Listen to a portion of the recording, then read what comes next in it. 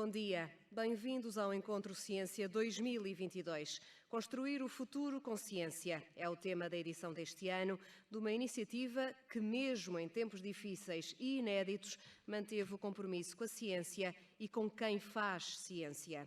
Agora, e após 2 anos de pandemia, o Encontro Ciência regressa ao seu formato original. A edição deste ano centrar-se-á nas 5 missões do Horizonte Europa, o Programa de Financiamento Europeu de Investigação e Inovação. Um debate sobre o futuro da ciência que conta com a participação de investigadores e decisores políticos do país convidado, o Egito, that I would like to welcome to Portugal. Para dar início à sessão, chamo ao palco as comissárias do Ciência 2022, Teresa Pinto Correia, do Laboratório Associado Change e da Universidade de Évora, e Teresa Ferreira, do Laboratório Associado Terra e do Instituto Superior de Agronomia.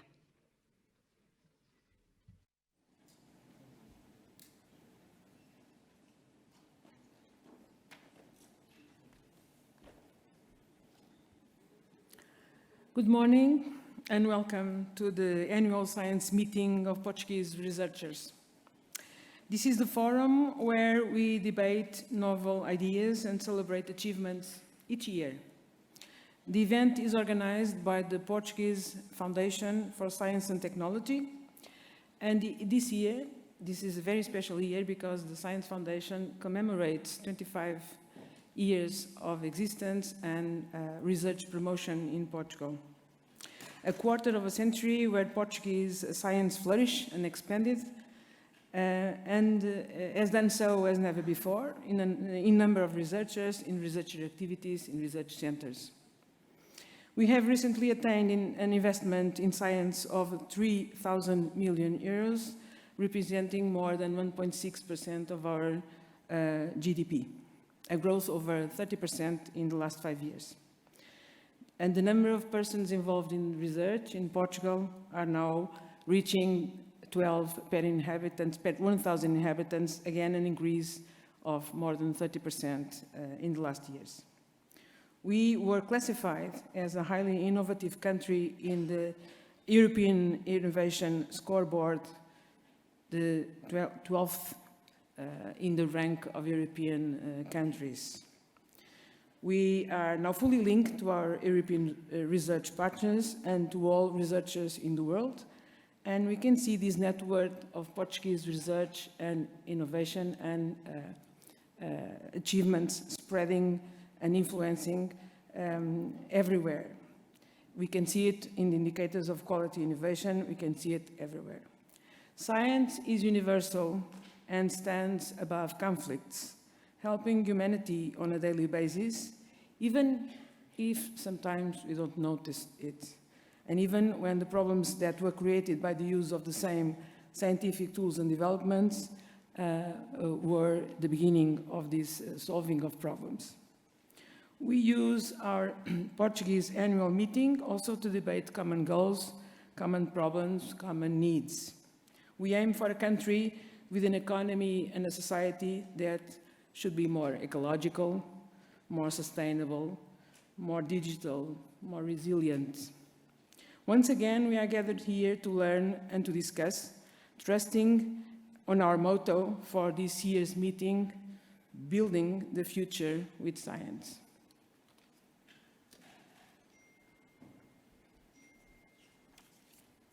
Good morning, everyone, also from my side, and welcome to this Science 2022 meeting or conference. The theme of this meeting, as you all know, is building the future with science. And we all know we need to look ahead into the future without missing the Sustainable Development Goals of the United Nations, the focus on these goals. Increased extreme weather events due to climate change, the world level COVID crisis, political instability in different regions of the world, and now the war in Ukraine. They all showed the urgent need to progress in another direction.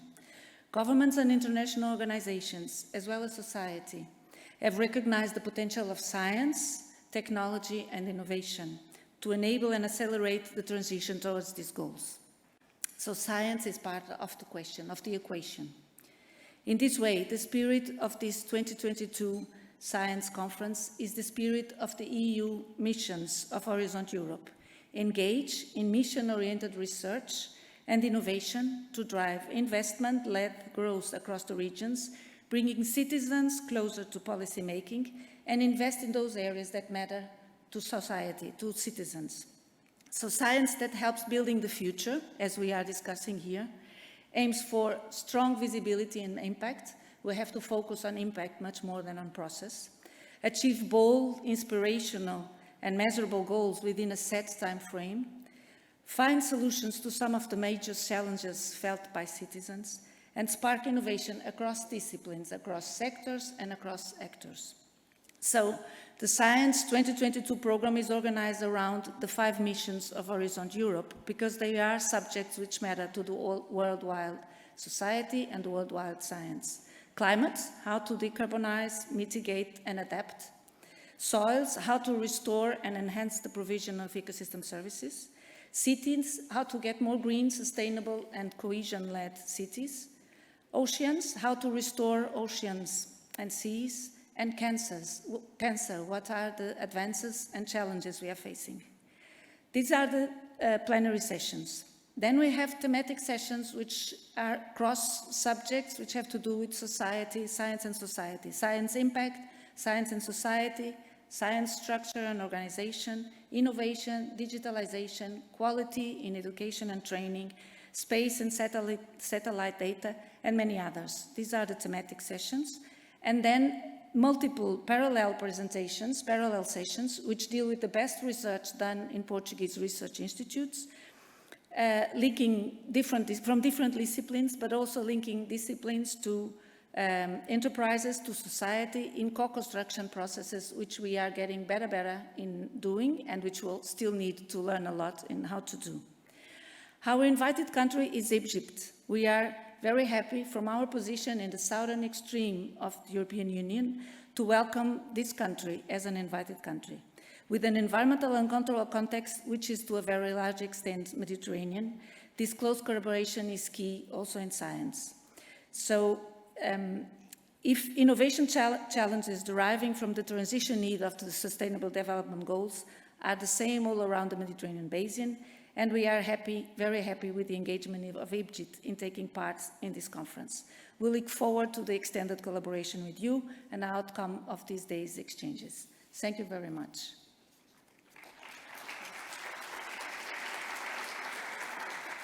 Passo a palavra à Presidente da Fundação para a Ciência e a Tecnologia, Helena Pereira.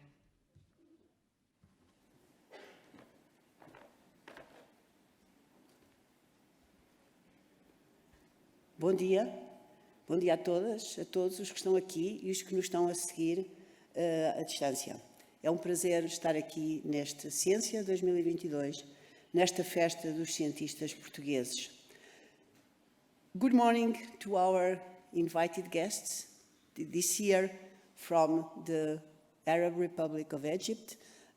I'm very honored, we are very honored that you'd accept to come and bring such an illustrious and big delegation. So we are looking forward for all our exchanges and future cooperation between our two countries and our two scientific communities.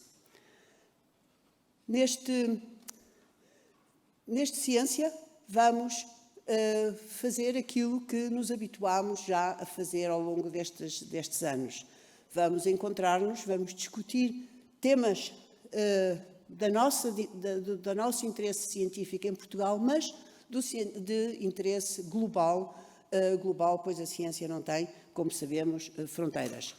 É sempre um intercâmbio muito frutuoso nestes 3 dias de ciência, encontrarmos pessoas, cientistas, de todas as áreas científicas, de todas as instituições que aqui convivem, que aqui discutem e que trocam ideias sobre o futuro da ciência em Portugal, sobre a construção da ciência em Portugal no futuro. A IFCT, e falarei das comemorações, muito obrigada pelas palavras que dirigiram à celebração dos 25 anos da IFCT, falarei brevemente um pouco mais disso na minha apresentação a seguir. mas gostava de... tenho um slide. Desculpem. A FCT festeja este Ciência 2022 também com a abertura do novo site da FCT. Este é um anseio da nossa comunidade científica de há muitos, muitos anos. A FCT tem trabalhado também há vários anos na construção de um novo site e lançamos hoje, é esta a página do novo site, que é o beta.fct.pt, e é o beta porque estamos em simultâneo, como deve ser, com as duas versões do site da FCT. Portanto, a nova e aquela que todos nós conhecemos e que está recheada de informações sobre as nossas instituições, sobre os nossos investigadores, sobre as nossas ações. Nesta versão beta, que fizemos questão de lançar hoje, mostramos e que estamos a carregar com a informação adequada, ela está, no entanto, também aberta a sugestões de toda a comunidade.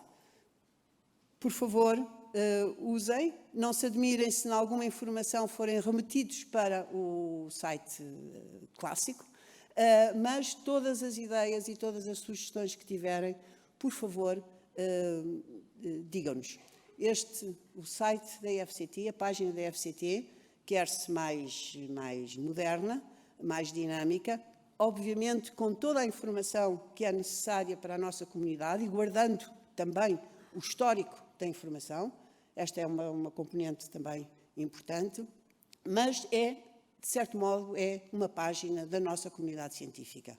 Portanto, é para a comunidade científica que a fizemos e é com ela, com a sua participação, que a queremos ir construindo. Desejo que estes 3 dias do Ciência 2022 sejam interessantes, serão de certeza, e que todos saiamos daqui com um sorriso nos lábios e a pensar, bom, daqui a um ano teremos o Ciência 2023.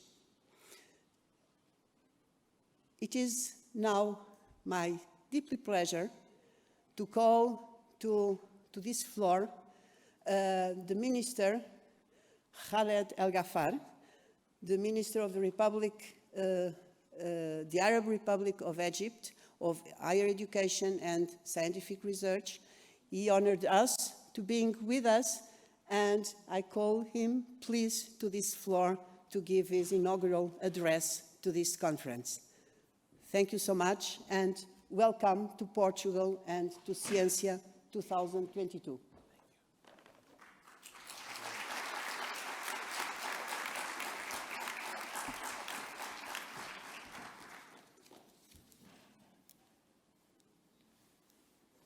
Thank you very much and good morning. I'm excited to be here with my delegation and we are very happy for the kind invitation. Honorable Minister Oliveira Fontunato, Minister of Science, Technology and Higher Education, Helena Pereira, President of the Foundation for Science and Technology, Teresa Ferreira and Teresa Pianto, Commissioners of the 2022 Science Meeting. It's a great pleasure for me to be here today in this important annual meeting of Science, Technology and Innovation in Portugal, which coincide with the National Scientists' Day, and moreover, this will be the year where Portugal celebrates the 25th anniversary of the Foundation of Science and Technology, whose role is never enough to remember in the management and funding of the Portuguese science. It's an honor that this year Egypt is the guest country, a site where civilization and cultures meet together and mix, the crossroads of maritime transport and communications.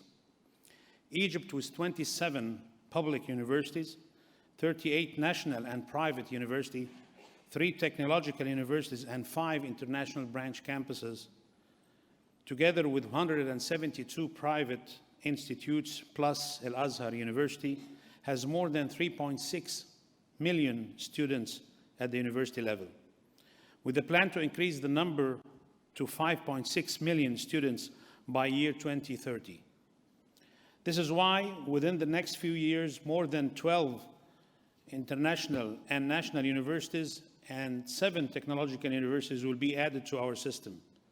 Currently, 25 universities in Egypt have been ranked by the 2022 Times Higher Education Ranking, and 6 are featured in the QS World Ranking universities. In the scientific research, Egypt's peer-reviewed publication output best in Africa. And Egypt has become the top producer of peer-reviewed journal publications in Africa, according to data from SCImago. We collaborated with 210 countries, co-authoring more than 81,000 publications, and has been ranked in the 30th position out of 232 countries, and increased this research output by almost 19% in 2020, as it produced 32,323 publications. And the majority of these publications has co-authored with authors in Africa, while Europe represents the second largest co-authoring region along with Asia. Both our countries' internationally co-authored publications represent 51% and 52% respectively. Moreover, between 2016 and 2021, Egypt and Portuguese authors collaborated on an overall of more than 1,464 publications, and the impact as measured by the field-weighted citation impact was 9.44, which is the highest for Egypt collaboration after Finland, and it represents 844% more than the world average. And the dominant subject between our two countries in those publication areas were medicine and physics. Egypt's research output appears across the wide spectrum, including agriculture science, computer applications and networks, engineering and technology, physical sciences, medicine, veterinary sciences, but less in social sciences, art, and humanities. Moreover, Egypt now is considered as a medical research hub in Africa and the Middle East, through partnership with countries in West Europe and North America, as recently indicated by researchers by SCImago datasets. And the country published 4,193 papers in general medicine, 946 in pharmaceutical sciences, 914 in drug discovery, and 911 in surgery, and 589 in biomedical engineering, and more than 500 publications on oncology. And a database revealed that the past 5 years was for Egypt research capacity is on an outward trajectory, with its share of Africans' publications in peer-reviewed journals in about 23%. With more than 140,000 staff members and 415,000 postgraduate students, reform of Egyptian higher education was our main target goal. And that's why Egypt today is adopting serious reform policies whose results are reflecting in the growing confidence of the world that we are moving forward on the right track with persistence and determination. The target of the Ministry of Higher Education and Scientific Research within Egypt Vision 2030 are increasing the global competitiveness index for higher education and training, decreasing unemployment rate among university graduates to total unemployment according to specialization, increasing percentage of technical and vocational education in the fields of specialization, and boosting Egypt's rank in the World Bank Index for Technical Education. The education pillar aims for the higher education quality and training system available to all without discrimination, within an efficient, just, sustainable, and flexible institutional framework, providing the necessary skills to students and trainees, and to think creativity and empower them technically and technologically. A proposed for strategy to develop university education program to match the most recent and most common jobs of the future until 2050 was prepared by Supreme Council of Universities, and the strategy aimed at creating new inter-educational and trans-educational programs to keep pace with the changes and the challenges of the technological progress and this great disruption that's happening on an everyday basis, and to meet the needs of the labor market in the incoming era in cases of many fields like robotics, big data, genomics, healthcare experts, artificial intelligence, and system assisting humans, self-driving transports, and a lot of Internet of Things and many other of advanced technological disciplines. Internationalization is important, but not as a goal by itself. But it has means to strengthen the quality of research and as means to increase the impact of research. When knowledge is spread across borders, new solutions to old problems are found. Connections and valuable network occurs, and research of high international quality for the benefit of both the society and industry is fulfilled. Paradigm shift in today's world have identified the machine industrial era being replaced by technology information era, especially in the time of crisis like what we have in COVID-19. Similarly, production processes have moved from products to knowledge. Workplace has moved from physical to virtual, and it focuses at change from worker to customer.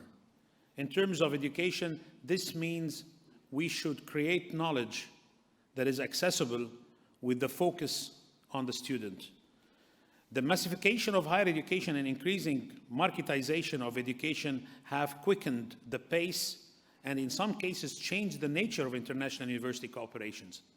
Today, universities from linkage with each other in order to be able to compete, globalization has also led to more and more strategic alliance among multiple partners across national borders, coupled with the advances of information technology and the forces of globalization have transformed the concept of time and space, and universities are now operating across these boundaries. The internationalization approach comprises building partnership and network, creating bilateral agreements, participating in worldwide programs and organization, and facilitating students and staff mobility. We acknowledge the strong role played by the Portuguese universities and researchers on the international scene.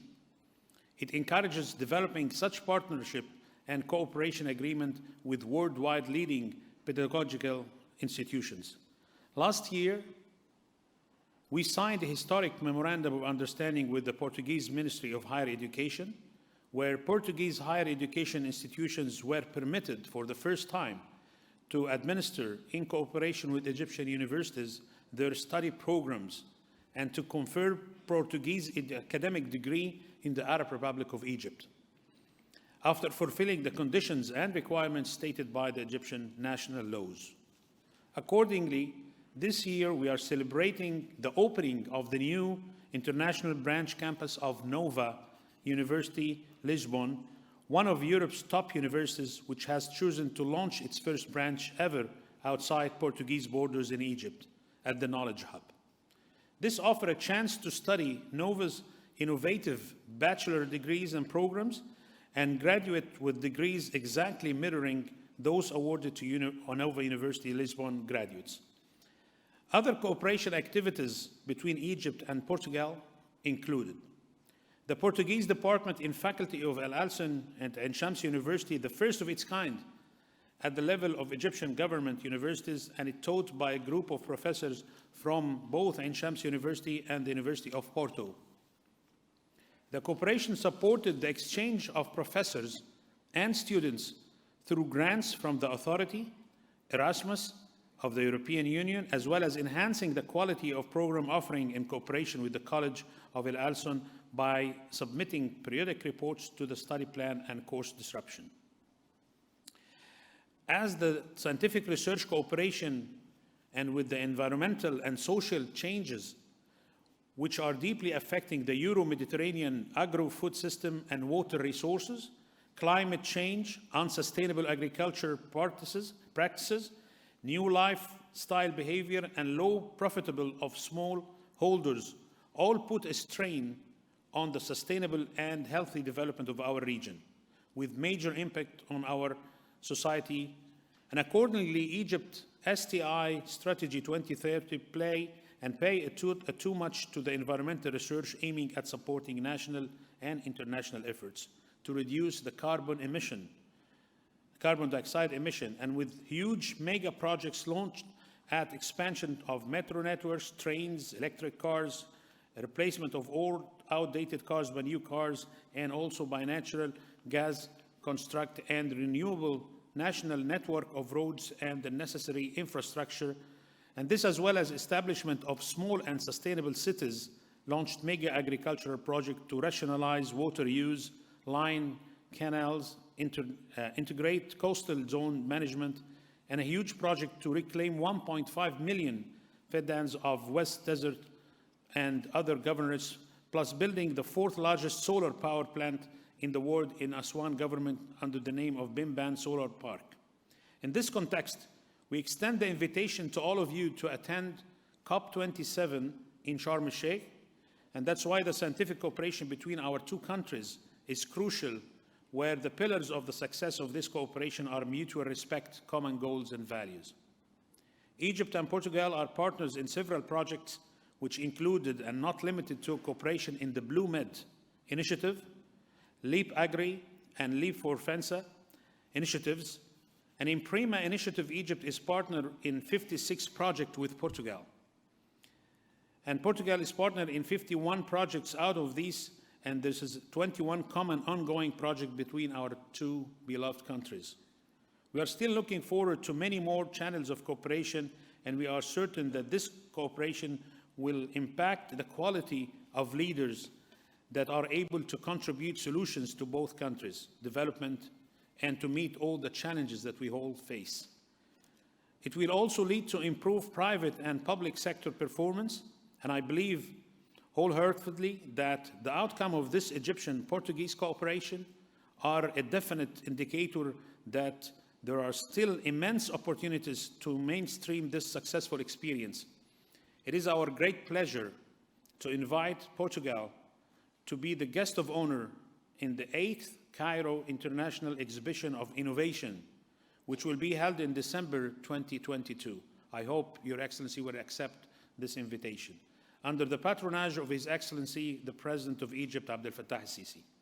Again, and finally, thank you for having Egypt as the guest country, and wish you all a very successful meeting, and congratulations to all those who will be delivered medals of Science Metri 2022, and thank you very much.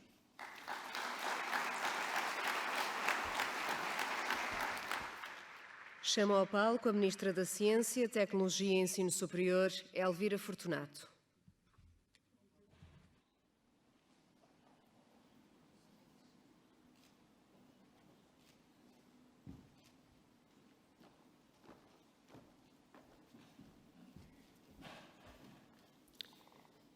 Excelentíssimo Sr.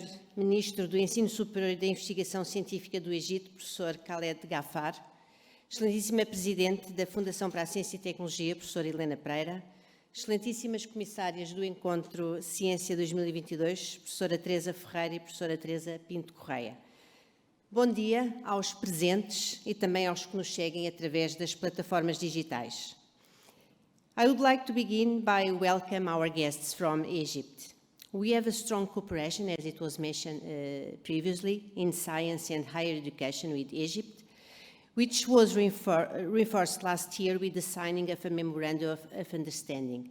As a result of this memorandum, it has been possible to promote the mobility of both teachers and scientists between Portuguese and Egyptian institutions, as well as new courses, as it was mentioned.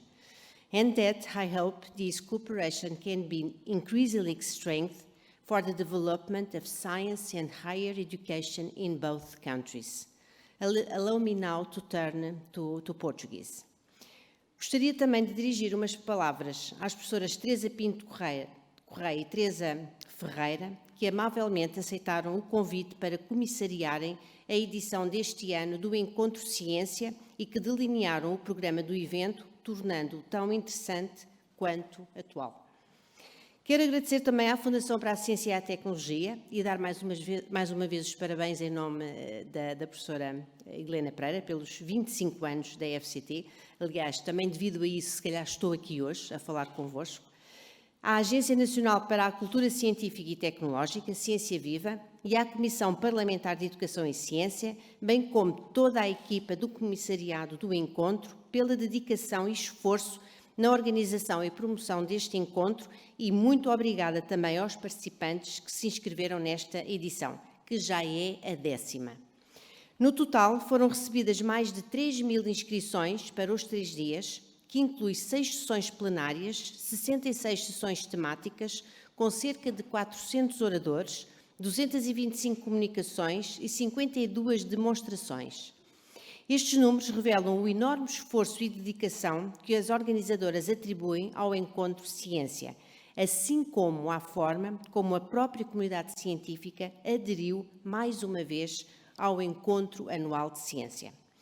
É um imenso prazer estar neste palco num evento com a relevância do Encontro Ciência, em particular neste ano de 2022, que desejo e julgo poder afirmar, todos desejamos, seja o ano que marca o início do fim de um tempo particularmente difícil para todos nós. É certo que vos falo quando ainda nos encontramos a atravessar a pandemia de Covid de 2019, mas também é certo que este é o tempo para iniciarmos uma nova fase. Uma fase de recuperação baseada numa reflexão de que, espero, ficou para trás. Recordo-me de, no ano passado, aqui mesmo no Encontro Ciência 2021, ter referido que durante a pandemia a sociedade ficou mais atenta à ciência, tornou-se mais visível a importância da ciência. E permitam-me afirmar que isso aconteceu em muito graças à nossa comunidade académica e científica e aos nossos investigadores, às nossas instituições, aos nossos docentes, aos nossos estudantes. Todos eles souberam e conseguiram adaptar-se a circunstâncias tão difíceis e tão inéditas criadas pela crise sanitária. Foram eles que demonstraram a importância da ciência e do conhecimento desenvolvidos no nosso país e graças aos quais conseguimos reagir tão bem. Insisto, por isso, na importância do ensino superior e da investigação científica para o desenvolvimento do país e na relevância das redes colaborativas entre investigadores, instituições, empresas e sociedade civil para garantir um futuro mais resiliente, mais sustentável e mais inclusivo.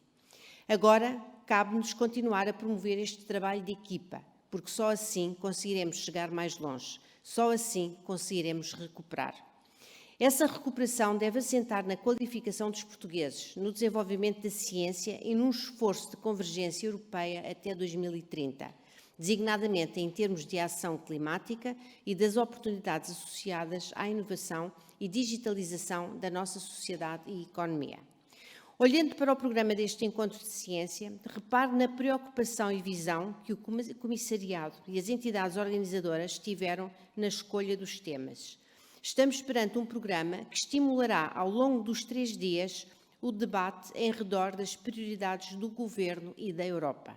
Aproveitar de forma criteriosa e rigorosa os recursos financeiros disponibilizados pela União Europeia e tornar o espaço europeu mais sustentável, mais inclusivo, mais digital e também mais justo. Estão criadas as condições para, ao longo destes 3 dias, a reflexão ser tão profunda como fundamental, tão intensa como atual. Este ano, por coincidência, celebramos também em conjunto o Dia Nacional dos Cientistas, que é precisamente hoje, 16 de maio, dia do nascimento do professor José Mariano Gago. Estão criadas, portanto, as condições para, ao longo destes 3 dias, a reflexão ser tão profunda como fundamental, tão intensa como atual. Muito obrigada a todas e a todos, muito bom dia e desejo, acima de tudo, um excelente Ciência 2022. Muito obrigada.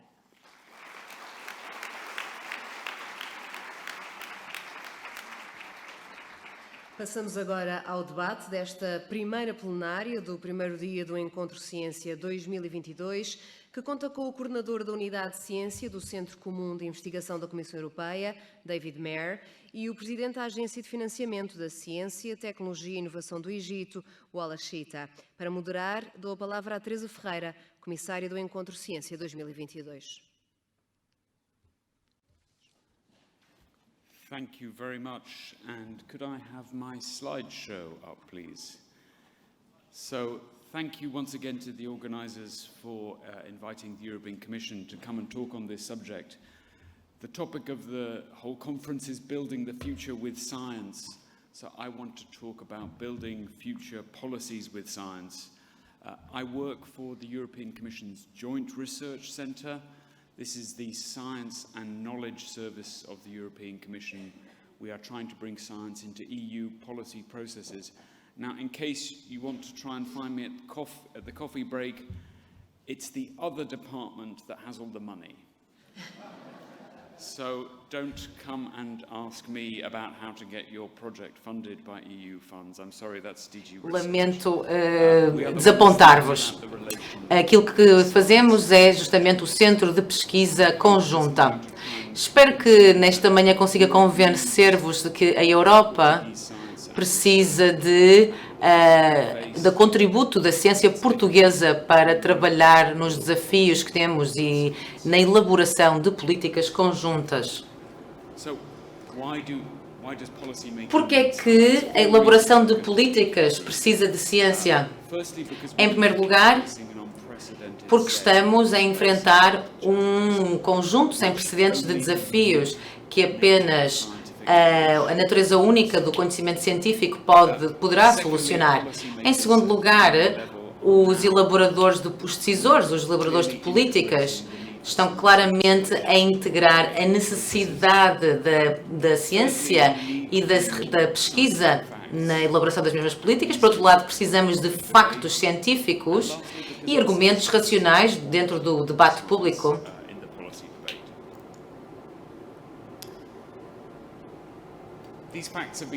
Estes factos já são conhecidos há muito tempo, mas penso que tenha sido o Covid que fez emergir essa necessidade de forma mais clara e que trouxe isto então para a primeira página dos jornais. É importante esse contributo da ciência.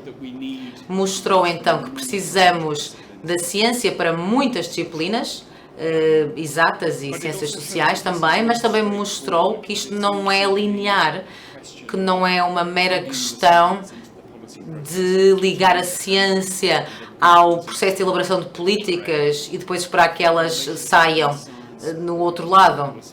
Não, é um trabalho difícil, complexo, por isso precisamos de pensar da maneira como construímos as nossas estruturas de aconselhamento e também como é que comunicamos incertezas associadas ao conhecimento e informação disponíveis. Existem muitas pessoas experientes e, por exemplo, a maneira como Portugal lidou com o Covid foi certamente um exemplo de boa prática. Este é um exemplo por exemplo, de encontros públicos, encontros abertos entre investigadores e o público em geral, que foram precisamente organizados com vista a uma maior transparência. Os elaboradores de políticas estão a pedir isto. No centro da União Europeia existe essa necessidade de que haja princípios de melhor regulação que guiem a elaboração de políticas europeias baseadas em evidências científicas. E nestas diretrizes existem disposições específicas para que os cientistas sejam integrados numa fase muito mais inicial do processo. Também me parece interessante, por exemplo, é que na Direção-Geral da União Europeia dedicada à reforma, existe uma nova visão para a administração pública que seja mais adequada ao futuro. Não existe uma futura elaboração de políticas públicas sem que haja uma sistemática consideração de conhecimento científico. Trata-se de um assunto estratégico que será fundamental. Por outro lado, existem também mudanças em curso na política de investigação Existe uma nova ênfase em desafios ou missões relacionadas com temas sociais, uma valorização do conhecimento e, portanto, tem havido esta necessidade. Se analisarmos o debate público, tem havido certamente uma proliferação de fake news e de falsa informação e toda a gente quer que os cientistas estejam mais implicados. 7 em cada 10 cidadãos europeus concordaram que os cientistas deveriam intervir no debate político para garantir que as decisões tomem em consideração evidência científica. Em Portugal, este número é ainda mais elevado. No entanto, não é linear e existem 4 aspectos a considerar. Em primeiro lugar, precisamos das capacidades e dos mindsets para conseguir isto. Em segundo lugar, não chega ter boas intenções e pessoas espertas. Precisamos de sistematizar e organizar os processos. Em terceiro lugar, precisamos de ter em consideração dos limites e compreendê-los. E, por fim, não se trata de uma relação binária, bilateral, entre os cientistas e os elaboradores de políticas, mas trata-se certamente de algo que deverá envolver a sociedade em geral. Em termos de capacidades e de capacitação para cientistas e elaboradores de política, nos últimos anos a União Europeia tem vindo a dedicar-se a isso e mantivemos aberto um questionário. Temos aqui, por exemplo, uma amostra, não é científica, mas dá-vos uma ideia. Por exemplo, relativamente aos elaboradores de políticas, será que eles fazem as perguntas certas? A maioria afirma que não. Consultam uma base larga de evidência? Não. Compreendem ou apreciam a evidência científica? Não. Da parte dos investigadores, na parte de baixo do slide, são bons a sintetizar, traduzir e comunicar? Não. E a ciência chega demasiado tarde aos elaboradores de política? Aí temos um sim. Bom, tratam-se de dados não científicos, mas dá-vos uma ideia dos desafios. O que é que estamos a fazer para tentar solucionar este problema, tanto da parte dos elaboradores de políticas quanto dos investigadores? É importante que analisemos ambos os lados da questão. Não basta ter pessoas capacitadas, qualificadas, mas é importante que os elaboradores de políticas tenham a capacidade de pedir a evidência apropriada, que tenham a capacidade de a questionar e que os cientistas também façam a sua parte. E, para isso, desenvolvemos um quadro de competências que resume as atitudes, as capacidades e o mindset requeridos. Os elaboradores de políticas, não apenas trabalhar com ciência, mas todo o tipo de políticas. No centro, trata-se de trabalhar, basear-se em evidências. Estamos claramente situados num paradigma em que os elaboradores de políticas se sirvam de dados científicos e para que sejam plenamente competentes. Isto está no centro da futura profissão dos elaboradores de políticas europeias. E este quadro é algo que virá a ser publicado em breve e que será disponibilizado para qualquer organização de investigação ou elaboração de políticas. Temos também, por outro lado, da parte dos investigadores, também é necessário haver um quadro de competências, por exemplo, de que forma são competentes a influenciar de forma individual, mas também organizacional.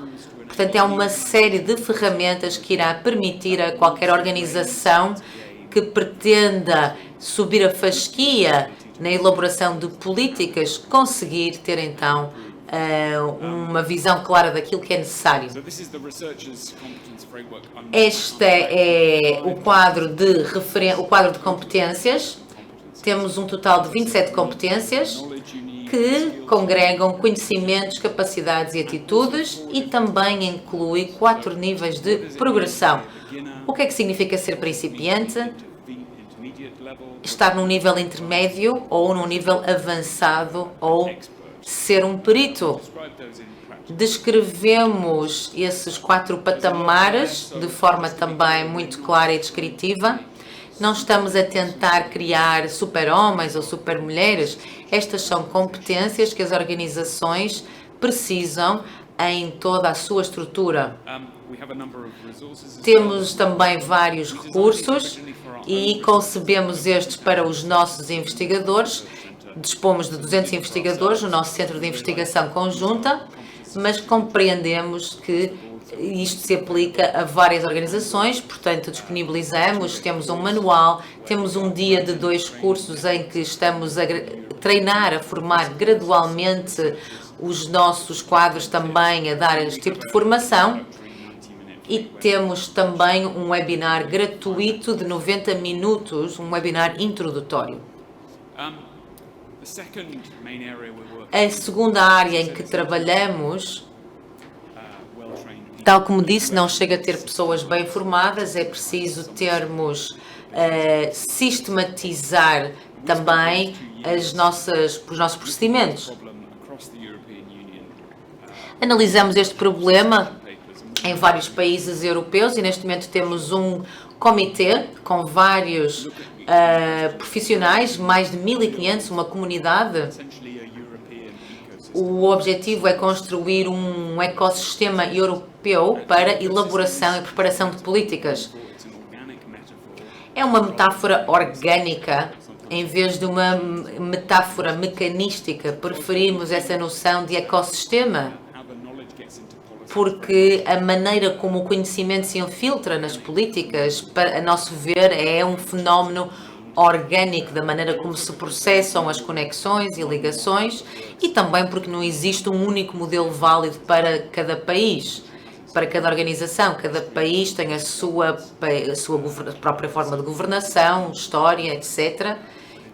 E por isso faz mais sentido trabalharmos com diferentes ligações e características do ecossistema.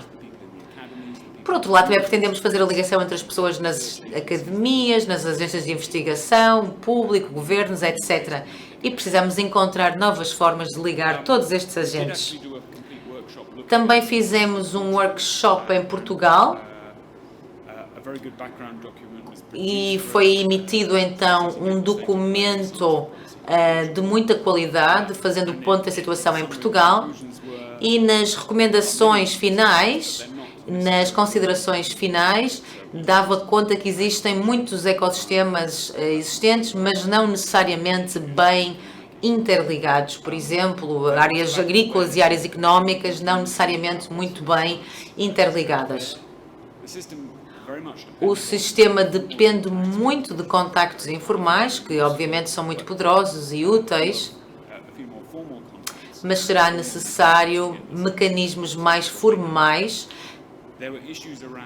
Existem também questões relativamente à confiança e entre os elaboradores de políticas e a comunidade académica também deverá ser mais envolvida.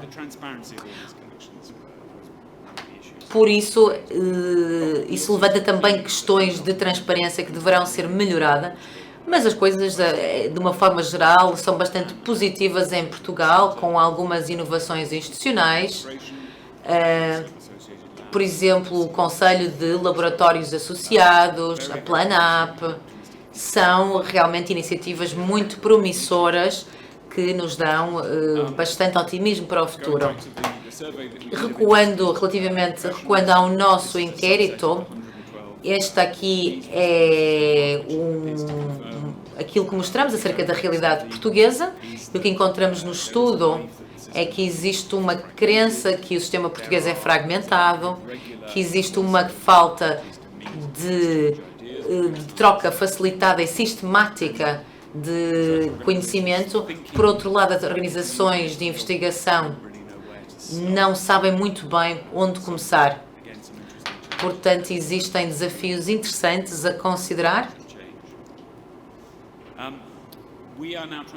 Neste momento estamos a tentar juntar todos estes dados do que dispomos para produzir um documento factual que descreva aquilo que está a acontecer na União Europeia, porque está muita coisa a acontecer na União Europeia e esperamos que isto seja feito em colaboração com o Conselho, com os nossos parceiros, e aquilo que pretendemos é que haja uma consciencialização política de que a elaboração de políticas é algo extremamente importante e, portanto, devemos ter essa capacidade crítica de considerar: será que estamos a fazer bem as coisas e será que podemos melhorar?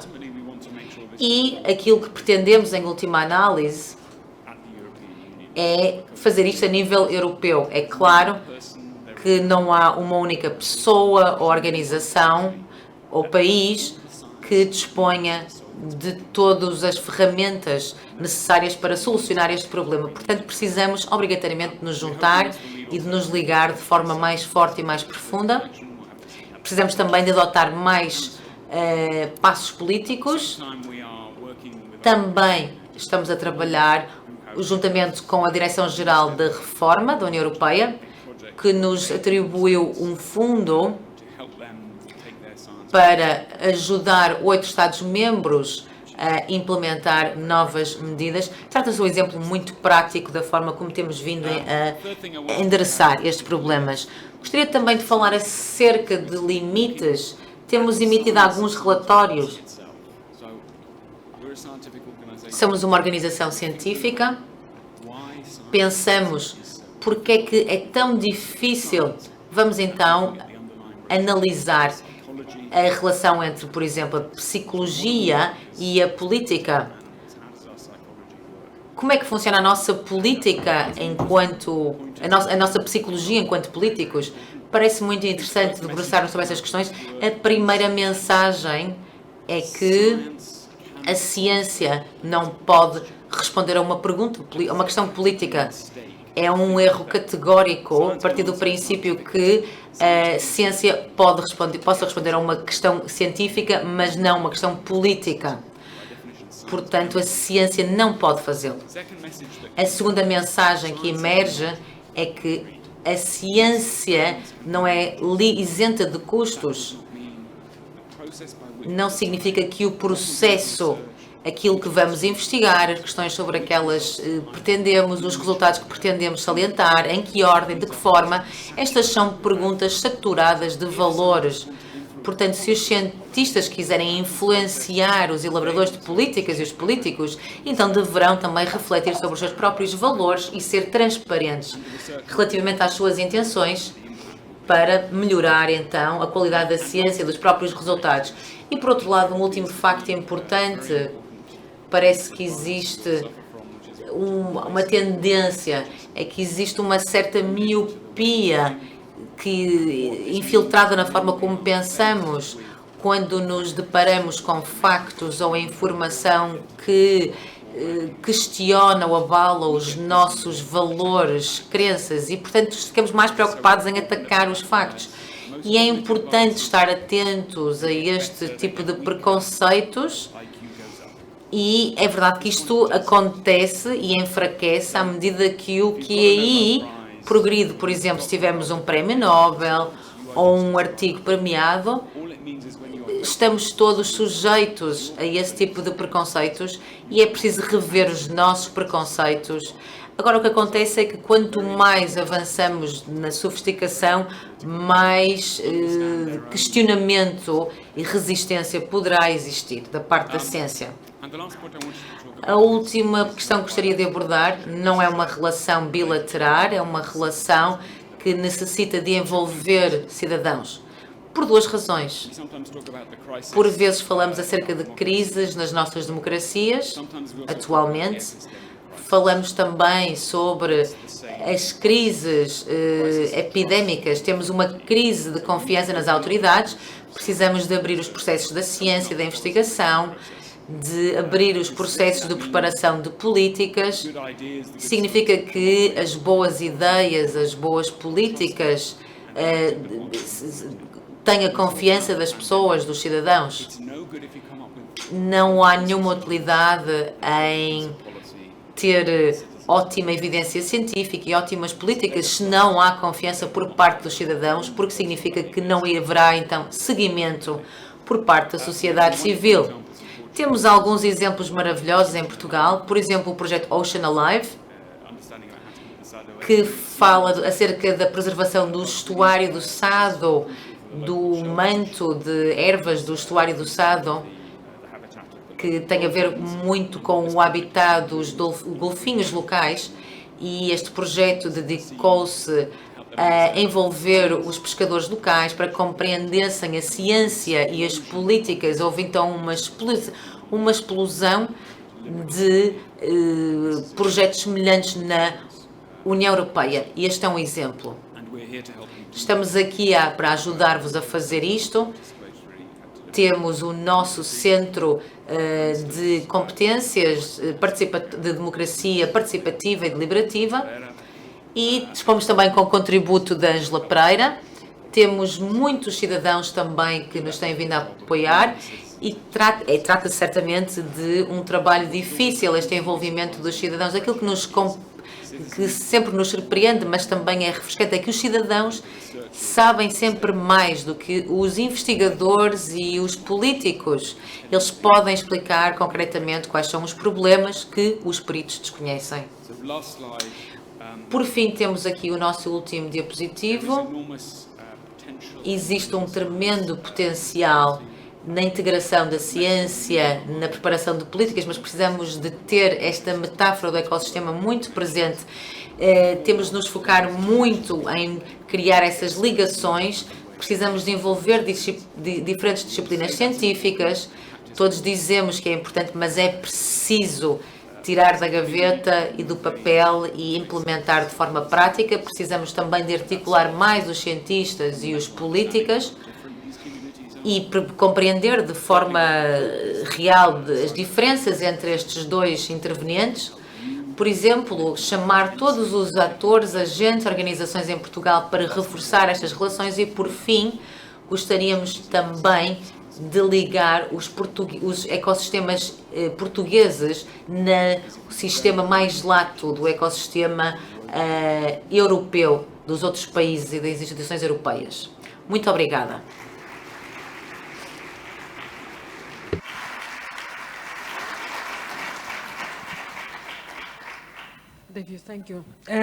David, muito obrigada. Gostaria de perguntar-lhe algo antes de avançarmos para o próximo orador. Acredita que precisamos de uma ponte entre a ciência e a política, e para estas pontes precisamos de mediadores, ou mediadores únicos, ou mediadores mais coletivos? Parece-lhe que pudesse ser útil ter esse tipo de mediação? Precisamos certamente de pessoas que se sentem entre a comunidade científica e os investigadores e os políticos que se sintam confortáveis com ambas as comunidades. Podemos chamar-lhes construtores de pontes, mediadores, ou o que quiseres. A expressão que nós preferimos são os mediadores de conhecimentos.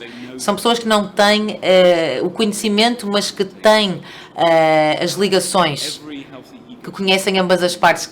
Todos os sistemas saudáveis precisam deste tipo de pessoas em governos, agências de investigação, não interessa quem são, mas pessoas que se sintam igualmente confortáveis em ambos os ambientes, em ambas as comunidades. E cada país também há alguém que se preocupe com a saúde do ecossistema, alguém que acorde de manhã e realmente pense e se preocupe. É esse o objetivo que queremos atingir. Sempre que um elaborador de política será que dispõe da melhor ciência disponível no mundo, que é relevante para a questão, na sua secretária ou na sua cabeça? É esse o objetivo que pretendemos atingir. Se existem dados científicos, será que chegaram então ao decisor político? E para fazer isso acontecer é necessário sistematizar, organizar essas ligações e essa química entre pessoas. Muito obrigada.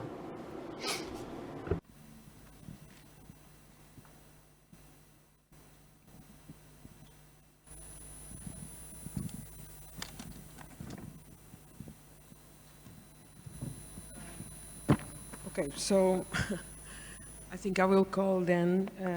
Portanto, vamos ouvir a Presidente da Academia.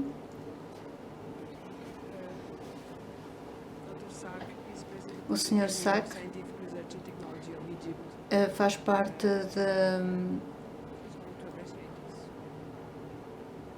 da Comissão da Ciência e da Tecnologia do Egito.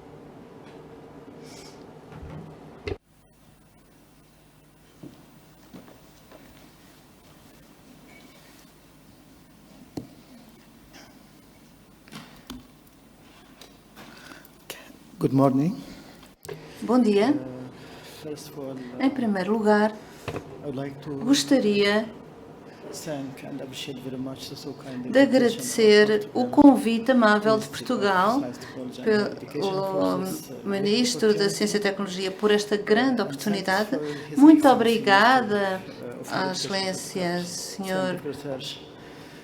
Dr. Khaled Ghaffar for giving us the opportunity actually por nos terem dado a oportunidade para vos dar uma perspectiva geral sobre a nossa estratégia. Claro que acreditamos que o Egito está a viver uma oportunidade de inovação e cooperação internacional. A conclusão desta apresentação foi sublinhada durante a abertura, o discurso de abertura proferido pelo Sr. Ghaffar. Vou-vos dar também mais informações sobre o nosso sistema. E nesta apresentação vou-vos dar uma perspectiva da estratégia do nosso plano, o plano de ação sobre a inovação, exemplos de alguns resultados, o recente desenvolvido mecanismo da nossa educação para dar resposta aos desafios como o Covid-19 e as alterações climáticas, e no final da minha apresentação vou falar mais detalhadamente sobre a colaboração entre o Egito e Portugal em 2022. Para vocês poderem conhecer o sistema, o ecossistema, o egípcio é bastante simples, o nosso sistema. Temos um conselho de aconselhamento que coloca a direção estratégica do país no campo da inovação e da investigação científica. No segundo nível, nós vemos o SCST, partilhado pelo Primeiro-Ministro, Secretário-Geral da Investigação Científica, que se trata do pilar mais importante do sistema. Claro que também dá a direção estratégica do país no campo da ciência e tecnologia sobre este ecossistema e também faz a monitorização do desempenho das diferentes entidades envolvidas. A terceiro nível, temos uma investigação, uma unidade de investigação, e o Ministério tem a Academia e tem o Instituto de Ciência e Tecnologia como braço direito, que nos dá o apoio técnico, os estudos estratégicos e os roadmaps, e ao mesmo tempo apoia o ecossistema do Egito. Esta unidade no Egito também tem outros dois conselhos importantes. Um das universidades, que lida e nos dá o apoio técnico relacionado com o Ministro da Educação, e o segundo conselho é o Conselho dos Centros de Investigação e dos Institutos. O primeiro nível do sistema que vocês podem ver a verde é uma organização de financiamento. organization is STDF, que é o STDF, I'll speak in more details around que, STDF today. sobre o qual eu vou falar com mais detalhe durante o dia de hoje.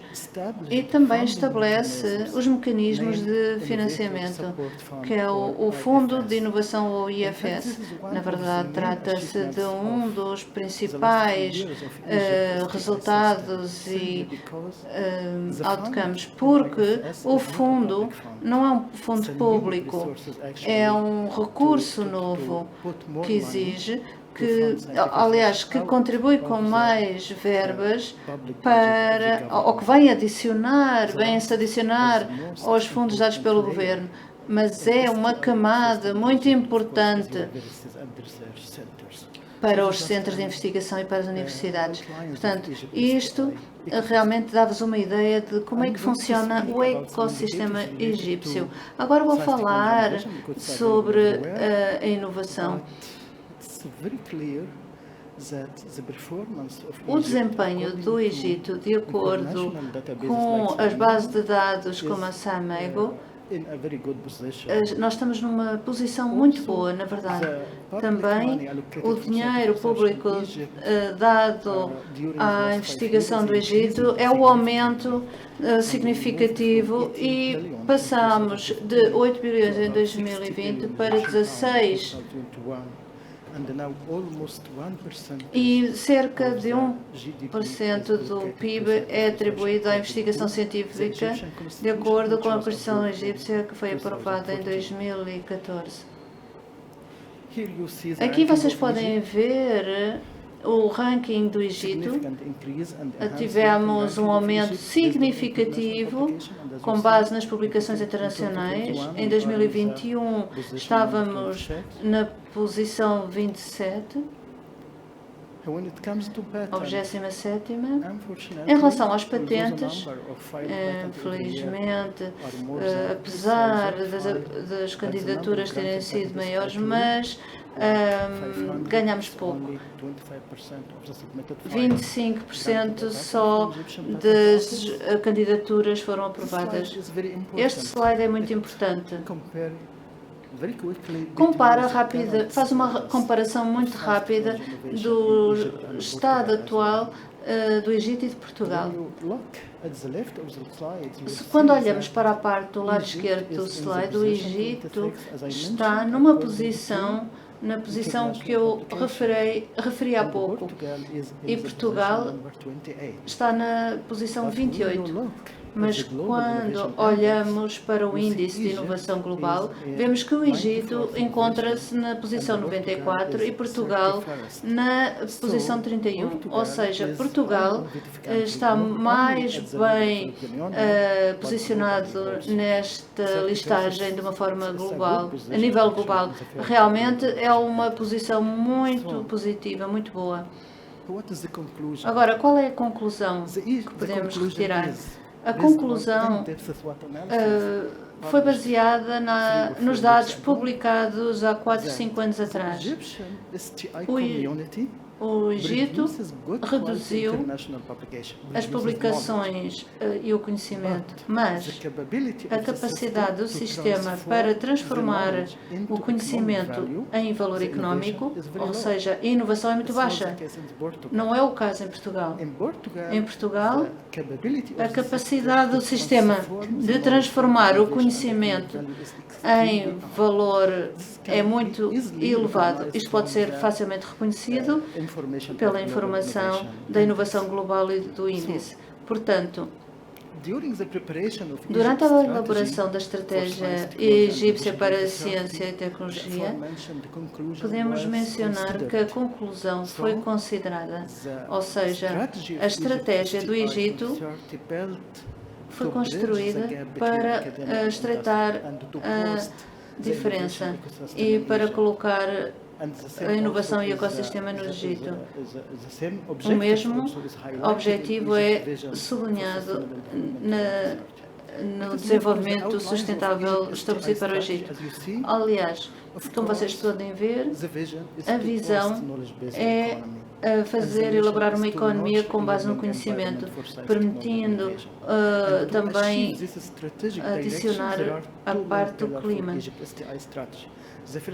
A primeira estratégia é implementar o ambiente e a segunda é prestar atenção à redução, transferência e localização da tecnologia.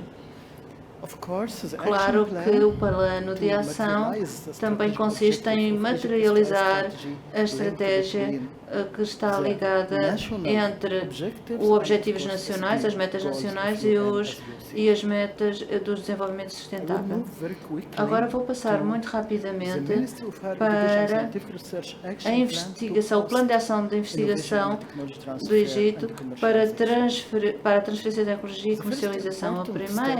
O primeiro passo importante é o que foi elaborado durante os últimos 3 anos no Egito, sobretudo através da investigação realizada pelo Ministério da Ciência e Tecnologia, é elaborar e aprovar a legislação apropriada nesta área. Os meus colegas neste campo acreditam que a questão ou aquilo que foi conseguido e que mais importância teve no nosso país foi a Lei dos Incentivos da Inovação e da Tecnologia e da Ciência de 2018.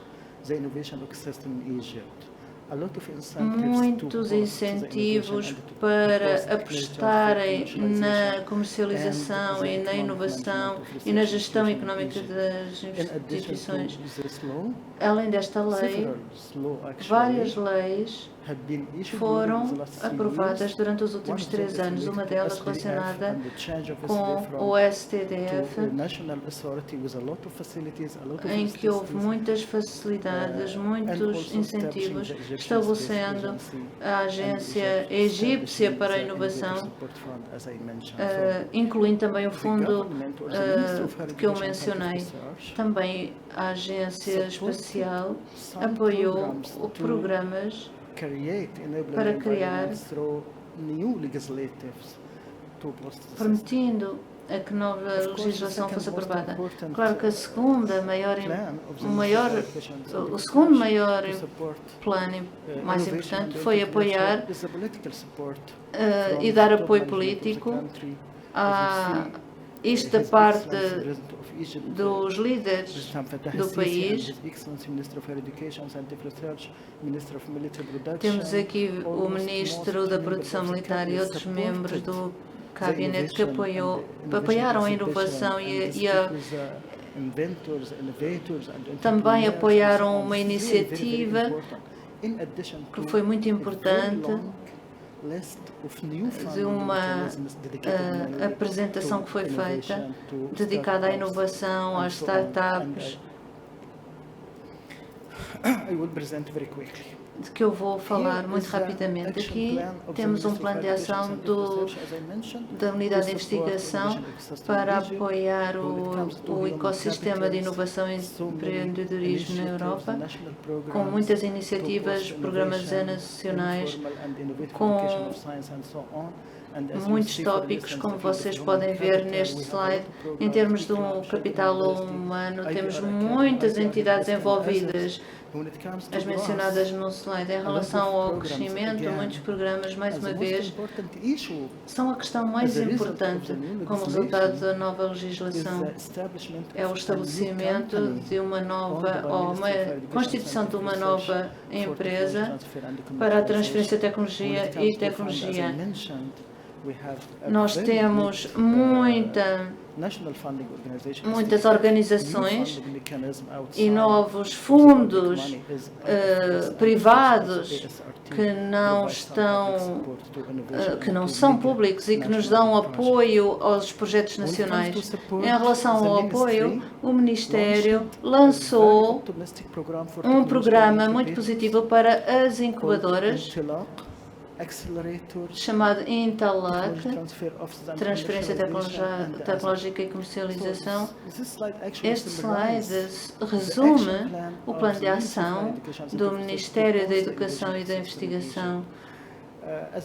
Como vocês podem ver, temos alguns programas mais detalhados. Hoje, o nosso Ministério acredita que as crianças são o futuro da nossa nação e este programa tornou-se um dos programas-chave em 2018. Intelaq, Intelaq, Technological Incubator Programs. o programa So this das pledge incubadoras tecnológicas very, nacional, clearly, actually tem highlights the realmente objectives of this program. plano de metas muito claros. O objetivo é, mais uma vez, fazer com que a academia fique mais próximo das empresas, investindo muito em startups.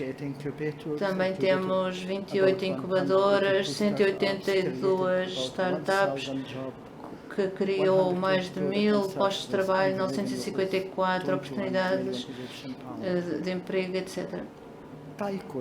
A Taiko são os funcionários para a comercialização, inovação e tecnologia, com 58 funcionários em todo o Egito.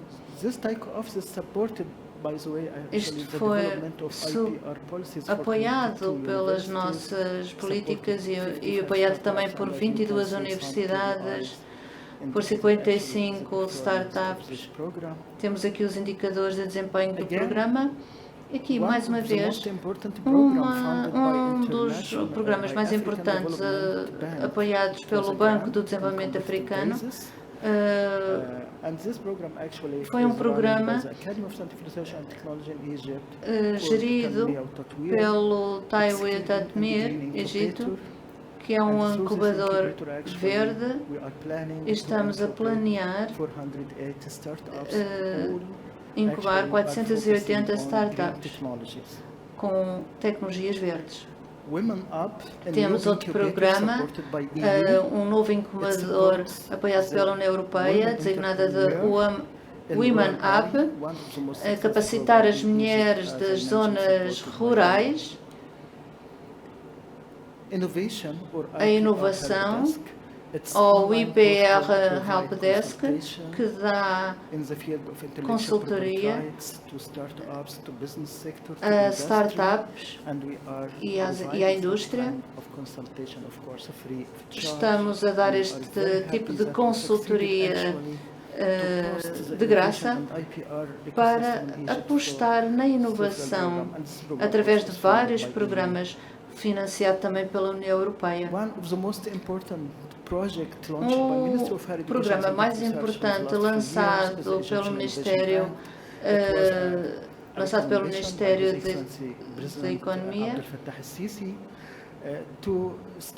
o objetivo foi estabelecer um portal para inovação social e económica, e se tiverem tempo gostaria de vos convidar a consultar e a visitar este site, o eib.eg. O nosso ministro teve o objetivo de facilitar o networking entre várias partes, políticos, bancos, empresários. A Academia Nacional dos Direitos de Autor ou de Propriedade Intelectual, na verdade, no Egito, vamos ter que investir mais esforços nesta área e na consciencialização e no empowerment. É uma ação que tem como objetivo fazer com que as pessoas se tornem mais conscientes destas políticas. E temos uma entidade que faz parte da Academia e programas de TV chamado ou designado de Cairo Innovates, para sublinhar e para disseminar a cultura da inovação e da invenção. Alguns exemplos, resultados tangíveis dos nossos projetos. Aqui temos um produto desenvolvido por uma startup. São ventiladores que foram muito importantes. Também o país tem conseguido melhorar a produtividade agrícola. Também gostaria de falar um pouco mais sobre este projeto, porque está relacionado com as alterações climáticas. No Egito, lançamos há 3 anos um projeto muito semelhante, mas estamos a ajudar a região costeira para poderem utilizar para contribuir para o desenvolvimento. Estamos a incentivar a utilização do mangal, que foi sublinhada. Aliás, estamos a utilizar estas tecnologias relacionadas com o mangal no Egito. E também na área da energia, o objetivo é também, eu sei que estou a ficar sem tempo, ainda tenho tempo para apresentar alguns projetos? Muito bem. Gostaria... Bom, trata-se de um projeto muito importante no sentido de disseminarmos a água. Estamos a apoiar alianças para a disseminação da água. É uma aliança nacional para investir na construção de bombas de água. No campo da energia renovável, temos as instalações de investigação e desenvolvimento promovidas pelo Ministro da Educação, fabrico de BVs. Temos aqui um parque eólico com painéis solares, cofinanciado pela União Europeia. Aqui temos outro projeto muito importante. Também damos muita atenção à biodiversidade. Temos um plano que utiliza uma tecnologia de codificação. Também temos aqui... São muitos projetos, é impossível apresentá-los em tão pouco tempo. Mas, mais uma vez, trata-se da resposta rápida da nossa unidade de investigação para que o Egito esteja preparado para esta realidade. Hoje estamos a ter também muito apoio para a concretização de todos estes projetos e agora vamos falar sobre o que vamos fazer para a COP27. Um plano preparado pelo Ministério da Educação, e gostaria de convidar os parceiros portugueses a estarem connosco e a apoiarem os esforços que o Egito está a fazer no sentido de minimizar as alterações climáticas. Muito bem, o Ministério também lançou há 2 semanas um novo mecanismo de financiamento dedicado às alterações climáticas. Como vocês podem ver, trata-se de um fundo importante. Portugal. Infelizmente, a colaboração internacional entre Egito e Portugal é muito baixa se comparada com outros trabalhos feitos com a União Europeia. A colaboração feita entre o Egito e Portugal envolveu todas estas redes. Agora, o que eu gostaria de falar é que temos aqui muitos parceiros que estão a colaborar entre os 2 países, e em termos de recomendações, e para concluir,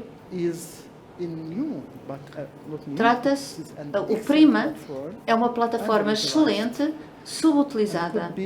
Poderia ser muito mais utilizada para incentivar a colaboração entre os 2 países, estabelecendo também a colaboração bilateral entre os 2 países. E existe um interesse mútuo entre o Egito e Portugal. Estamos a ter um desempenho muito bom ao nível do trabalho científico e na inovação, startups, etc. Também temos uma rede muito forte de colaboradores internacionais e, claro, Portugal Portugal é um país muito importante. Eu creio que a colaboração entre os dois países é de grande importância. Muito obrigada pela vossa atenção.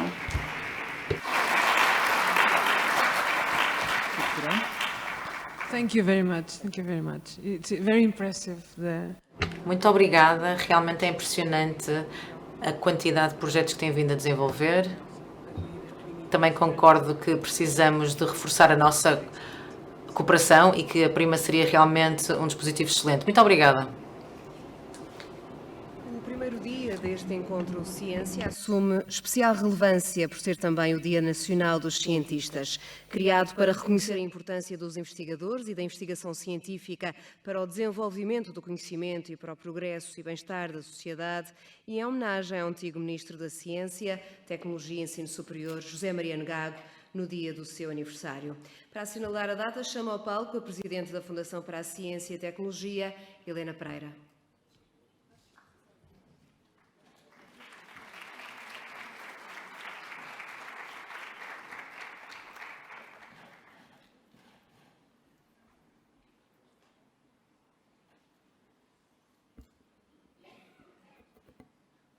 Cumprimento de novo todas e todos.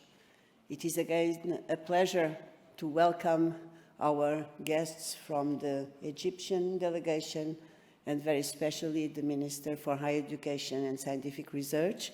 Estou para o ensino superior e investigação e também o embaixador do Egito são os nossos convidados neste evento. A nossa Ministra da Ciência, Tecnologia e Ensino Superior, Elvira Fortunato, e em seu nome cumprimento todos os representantes das instituições que aqui estão presentes. E muito principalmente cumprimento todos os investigadores, todos aqueles que nas diversas instituições que pertencem ao nosso Sistema Nacional de Ciência e Tecnologia criam conhecimento, aplicam o conhecimento, fazem inovação. Nos laboratórios do Estado, das unidades de investigação, nos laboratórios associados, nos laboratórios colaborativos, nas infraestruturas científicas, nos centros de interface e nas empresas. Falarei aqui brevemente da importância do conhecimento e da sua valorização nesta ocasião em que se conjugam 3 celebrações interligadas. A primeira celebração é este próprio encontro da ciência. Este ano, o Ciência 2022, a 10ª edição, no seguimento de uma longa série já de encontros, sempre a festejar o trabalho dos cientistas e da ciência em Portugal, e sempre também numa perspectiva global, em que tivemos já diferentes países convidados: Índia, África do Sul, Reino Unido, França e agora Egito.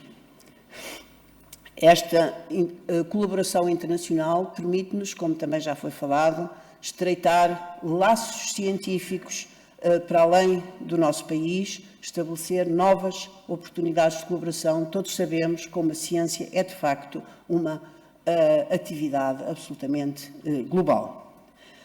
A segunda celebração é a dos 25 anos da FCT.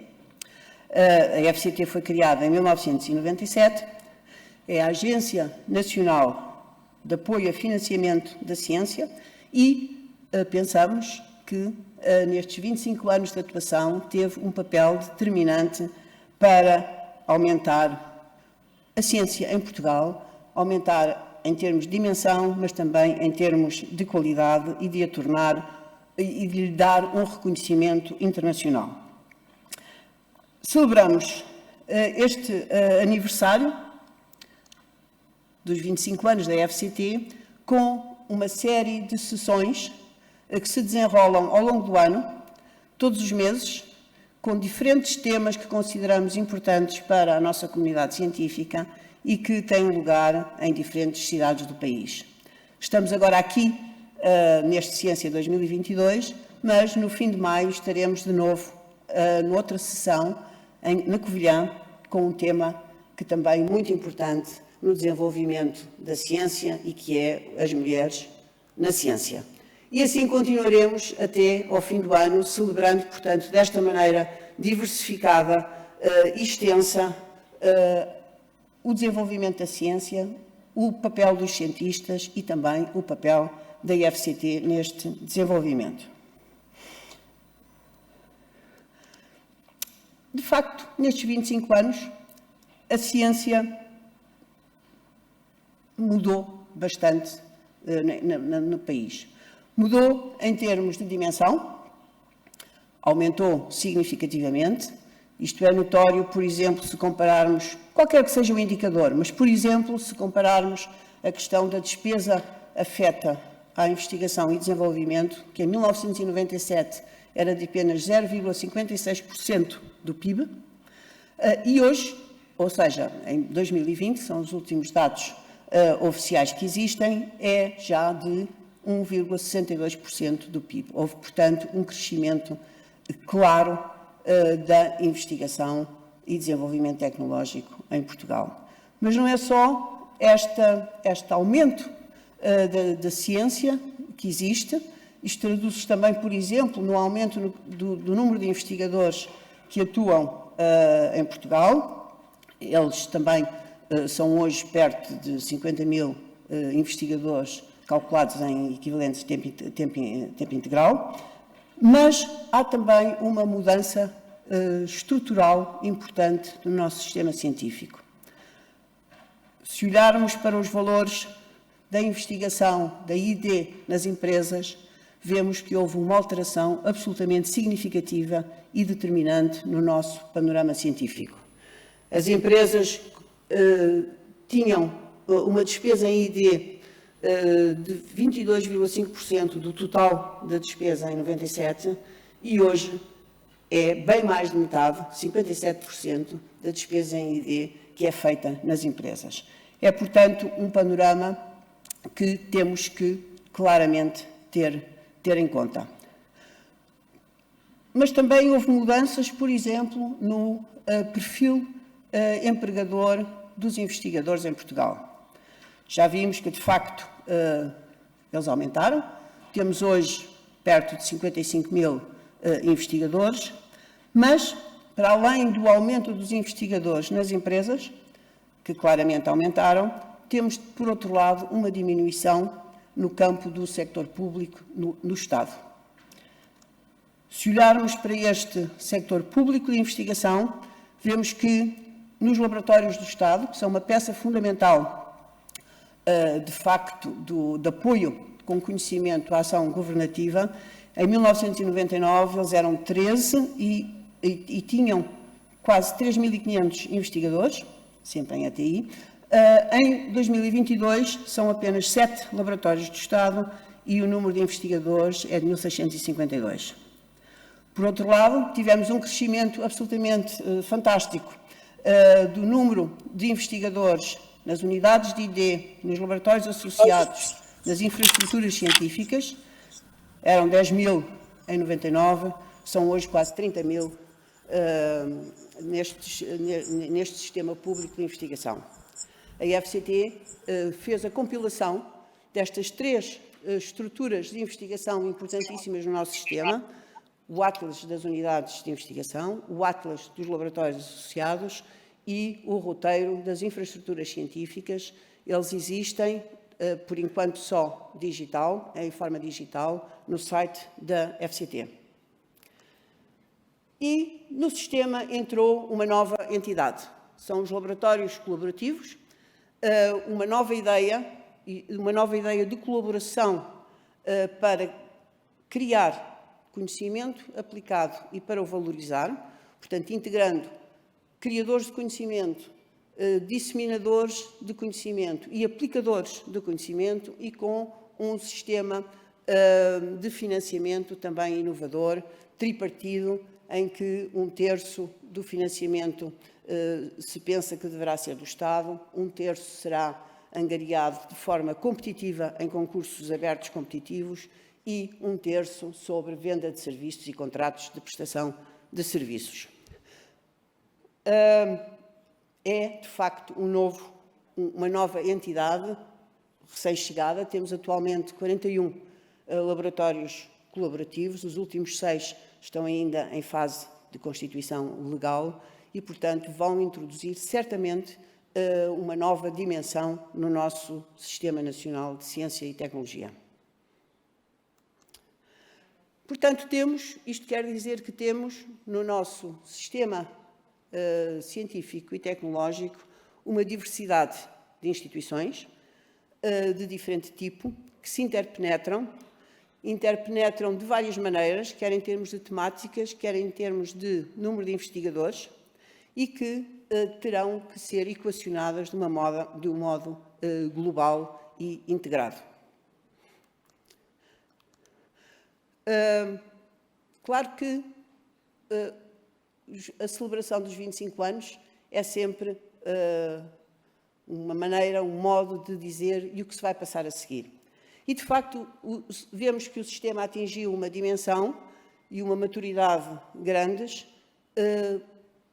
No seguimento, o que é que queremos? Queremos consolidar essa maturidade, inovar na sua integração e em novos desafios. E temos que ter, obviamente, o passado mostra-nos, temos que apostar em alguns pontos. Nas empresas, sem dúvida, na criação do conhecimento, na aplicação e valorização. Na ciência, hoje em dia, não podemos esquecer de integrar as empresas. Os laboratórios de Estado, como suporte de políticas e de sustentabilidade da ID. Também o papel importantíssimo do ensino superior, que integra a ID e que liga de uma maneira virtuosa e muito profícua a docência, a ID e a valorização do conhecimento. E, obviamente, também, como pano de fundo, temos o financiamento, a necessidade de programação científica, o estatuto e a atuação da FCT como agência financiadora. Mas hoje temos outra celebração, a celebração do Dia Nacional dos Cientistas. E se nestas 3 celebrações há, digamos, um elo comum a todas elas, e que é a ciência, não é? Há também aqui um outro elemento de ligação entre todas estas celebrações, e que é a figura de José Mariano Gago, que foi o pensador e o arquiteto do nosso sistema científico e tecnológico e o construtor de muito daquilo que hoje celebramos.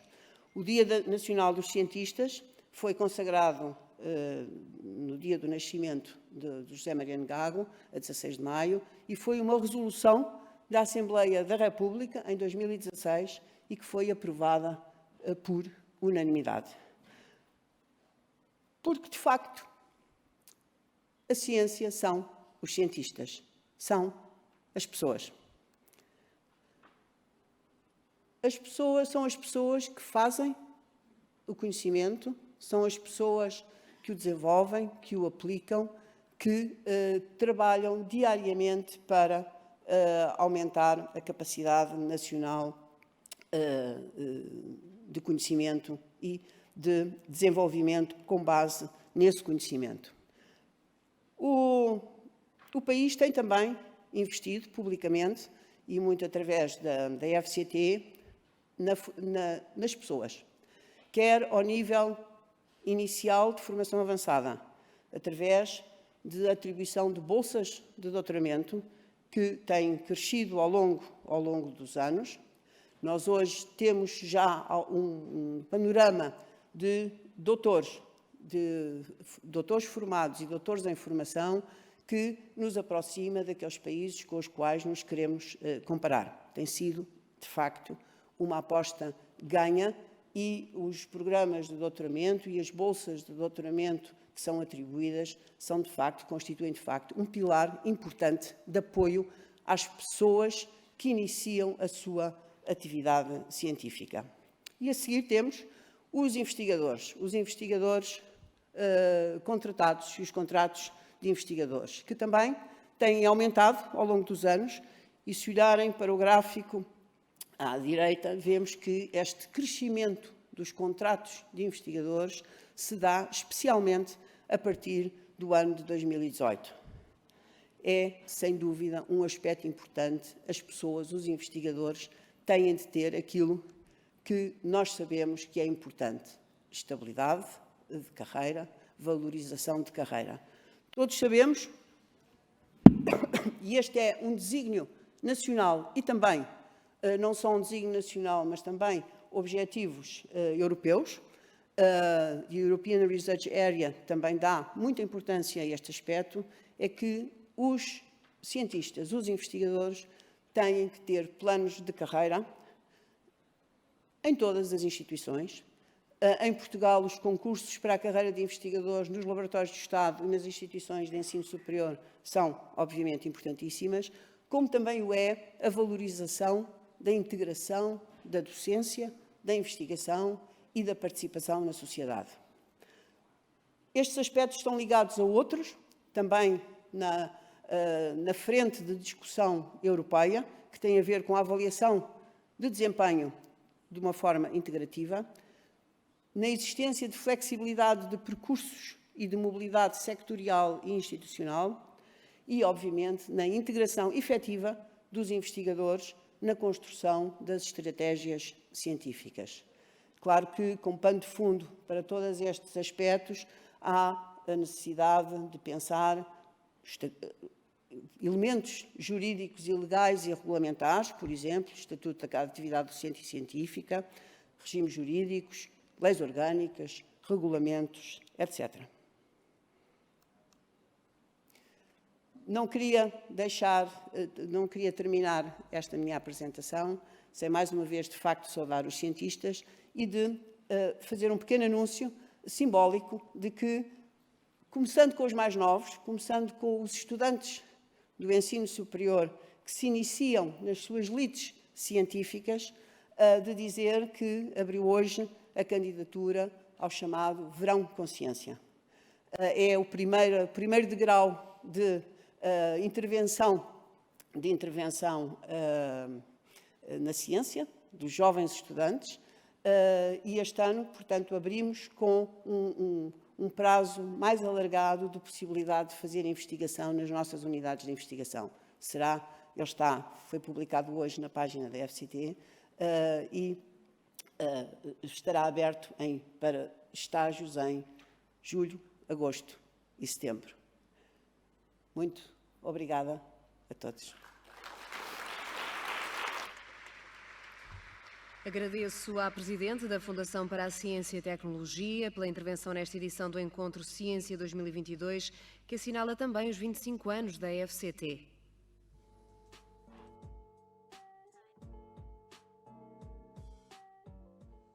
Vamos dar início à entrega das Medalhas de Mérito Científico, um galardão que reconhece individualidades nacionais ou estrangeiras que, pelas elevadas qualidades profissionais e de cumprimento do dever, se distinguiram por valioso e excepcional contributo para o desenvolvimento da ciência ou da cultura científica em Portugal.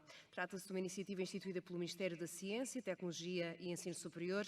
Para entregar as medalhas, chama ao palco a Ministra da Ciência, Tecnologia e Ensino Superior, Elvira Fortunato.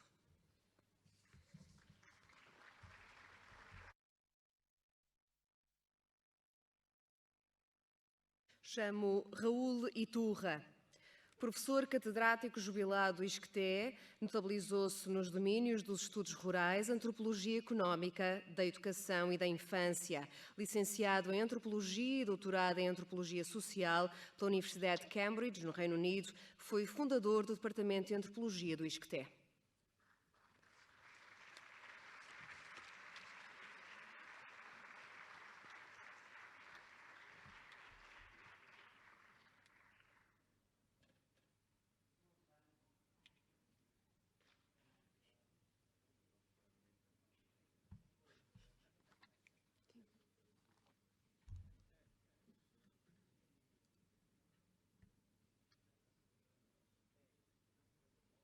Chamo Maria João Bebiano, licenciada em Engenharia pelo Instituto Superior Técnico e doutorada em Ecotoxicologia Marinha pela Universidade de Reading, Reino Unido, e em Oceanografia pela Universidade do Algarve.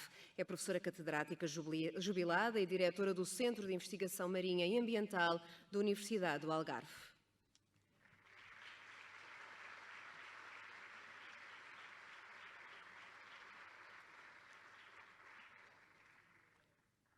Chamo Bernardo Herold, licenciou-se em Engenharia Químico-Industrial no Instituto Superior Técnico e em Química na Universidade de Heidelberg, na Alemanha, onde se doutorou. É professor jubilado do Instituto Superior Técnico, onde foi professor catedrático de Química Orgânica Industrial de 1962 a 2003.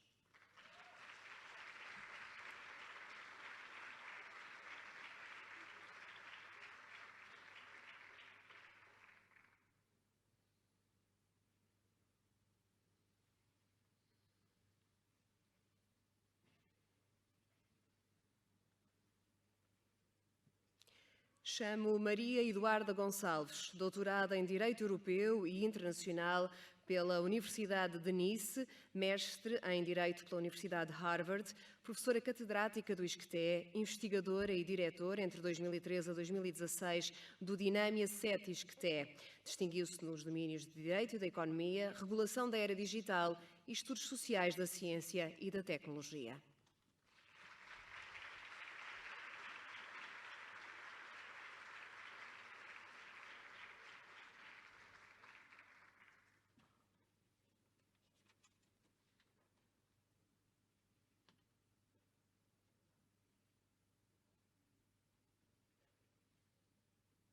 Chamo Luísa Cortesão. Dedica-se ao estudo e avaliação dos sistemas educativos, problemáticas interculturais e estudos freirianos, excelência académica, cidadania e formação de adultos. Licenciada em Biologia e doutorada em Ciências da Educação, é professora emérita e catedrática jubilada da Faculdade de Psicologia e Ciências de Educação da Universidade do Porto.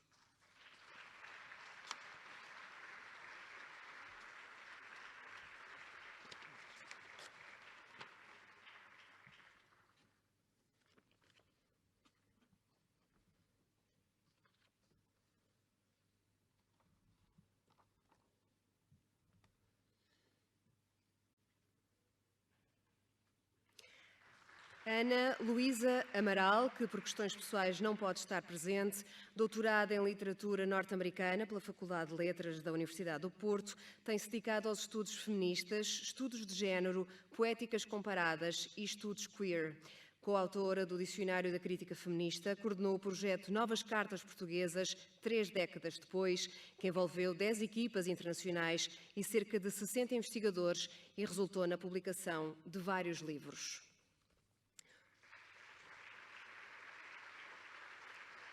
Walter Oswald, que também não pode estar presente devido a questões pessoais, professor, médico e figura de relevo no estudo da medicina diabiótica em Portugal.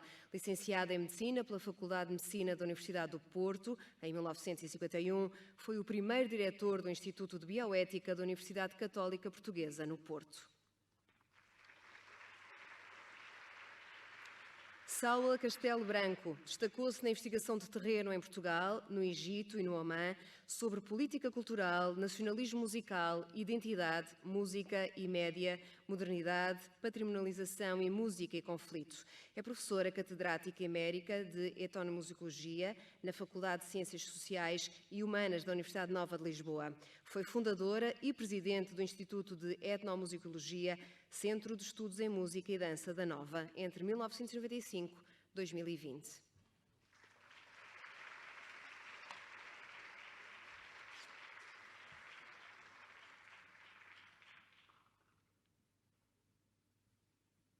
Chama ao palco Carlos Fiolhais.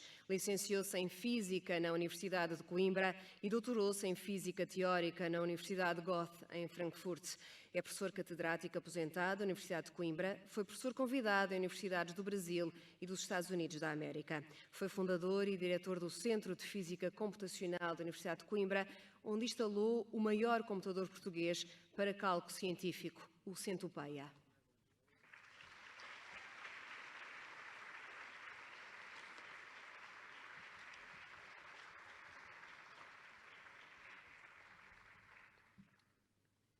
Agradeço a todos a presença nesta sessão de abertura do Encontro Ciência 2022. Convido-vos a assistir ao longo do dia às diversas sessões temáticas, às demonstrações e à exposição de pósteres científicos. Regressamos no fim do dia com a segunda sessão plenária dedicada ao clima. Até breve.